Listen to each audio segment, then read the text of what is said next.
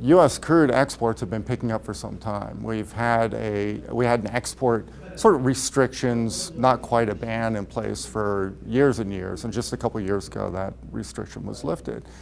And U.S. crude producers have been increasingly shipping their crude to European refiners and now to Asia as well, which is really interesting. And we have a lot of different buyers throughout the world that are kind of picking up bits and pieces of U.S. crude to test it out in their refining systems to see if they like it.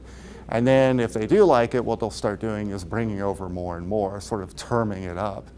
What we think is really interesting is that, the European refiners, which traditionally were bringing in crude from Nigeria, which is fairly short haul, right? It's right down the street, so to speak, are now bringing in some U.S. crude. And that U.S. crude is making its way all the way over to like India and China, where you'd think, well, it's a long way to go, right, to bring your crude over. Can't they find crude more locally? They can, but some of these refiners really like that quality of crude. They think it's a good fit for their petrochemical industry. The biggest market that people are looking at right now is Asia. That's where we see growth. That's where, like people at CERAWeek, we're talking about a big increase in Asian demand. Chinese demand is still driving global demand largely.